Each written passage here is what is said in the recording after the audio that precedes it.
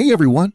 In this tutorial, I'll show you how to create a professional, clickable, and fully automated table of contents in Adobe InDesign.